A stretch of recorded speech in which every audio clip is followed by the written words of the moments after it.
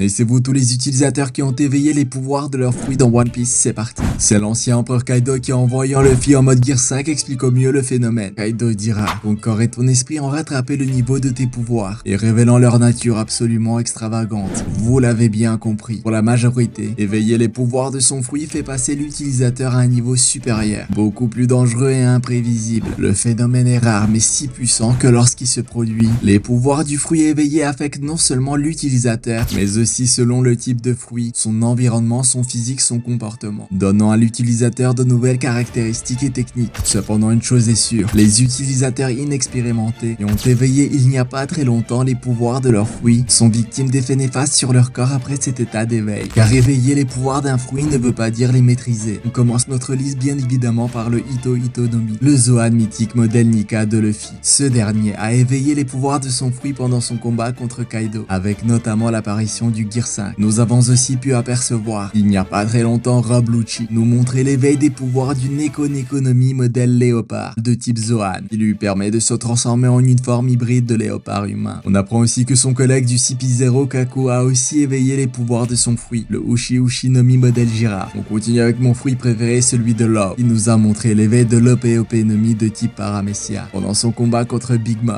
avec de toutes nouvelles techniques juste incroyables. Kid a aussi éveillé les pouvoirs du Jiki Jiki no Mi de type Paramecia, qui lui permet de manipuler les forces magnétiques. L'éveil de son fruit a permis de conférer des propriétés magnétiques à des choses autres que son propre corps. Ensuite, on n'oublie pas Charlotte Katakuri, avec l'un des fruits les plus cheatés de One Piece, le Moshi Moshi no Mi, un Paramecia de type spécial, car ressemblant très fortement à un Logia. Et bien Katakuri a éveillé les pouvoirs de son fruit, lui permettant ainsi de transformer les matériaux inorganiques en Moshi, tout en améliorant la portée de ses attaques. L'ancien dragon céleste Doflamingo était aussi l'un des premiers à nous montrer ce qu'est l'éveil de son Ito Ito no Mi de type Paramecia. Il lui permet de créer des fils et de contrôler des personnes comme des marionnettes. En éveillant les pouvoirs de son fruit, ce dernier va réussir à manipuler librement des choses ou des matières non vivantes. D'autres utilisateurs de fruits de type Paramecia ont éveillé les pouvoirs de leurs fruits, tels que Tesoro et son Goro Goro no Mi, ou le Gacha Gacha no Mi de Douglas. Enfin, c'est surtout à Impel Down qu'on a découvert des bêtes géantes qui sont des utilisateurs de Zoan éveillés. Les Zoan éveillés n'affectent pas l'environnement, mais le physique de l'utilisateur, qui permet d'accéder à une nouvelle transformation, renforçant la masse musculaire mais aussi affectant le comportement ou l'instinct primaire de son utilisateur. Cependant, nous avons vu avec les derniers événements, et notamment les 5 doyens du gouvernement mondial, que dans de rares cas, les utilisateurs de Zoan peuvent conserver leur personnalité tout en se transformant. Cependant, à ce stade du manga, on ne connaît pas encore le nom exact de leurs fruits, mais on sait que toutes leurs transformations sont basées sur des créatures du folklore d'Asie de l'Est. Saint Jay Garcia Saturne peut se transformer en une espèce d'araignée taureau. Saint Marcus Mars peut se transformer en un oiseau serpent. Saint Topman Valkyrie peut se transformer en un sanglier monstrueux à 4 pattes. Saint Ethan Baron Vénus peut se transformer en une sorte de squelette mort-vivant. Et Saint Schaeffer Jupiter peut se transformer en ver géant. Les membres du Gorosei ont aussi montré la capacité de se régénérer de toutes les blessures qui leur ont été infligées, et quelle que soit leur gravité, comme s'ils maîtrisaient un sort d'inversion. Enfin, on sait également qu'Imu peut se transformer en une créature humanoïde, mais on ne sait pas si cette capacité provient d'un fruit.